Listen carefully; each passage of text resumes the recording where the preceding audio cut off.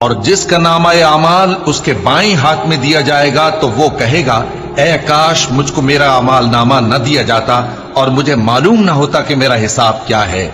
ऐ काश मौत मेरा काम तमाम कर चुकी होती, आज मेरा माल मेरे कुछ भी काम न आया, मुझसे मेरा इख्तिदार जाता रहा। हुक्म होगा कि इसे पकड़ लो, अब इसे तौक पहना दो, फिर दोजख की आग में इसे झोंक दो, फिर जंजीर से जिसकी लंबाई 70 गज है जकड़ दो। ये न तो अल्लाह अजमत वाले पर ईमान लाता था और न फकीर के खाना खिलाने की तरगीब देता था। सो आज इसका भी यहाँ कोई दोस्त नहीं और न इसके लिए कोई खाना है सिवाय जख्मों के धोवन के, जिसको गुनाहगारों के सिवा कोई नहीं खाएगा। सो मैं उन चीजों की कसम खाता हूं जो तुमको नजर आती हैं और उनकी जो तुम्हें नजर नहीं आती, कि ये कुरान एक मुअज़्ज़ज़ फरिश्ते का पहुंचाया हुआ कलाम है और ये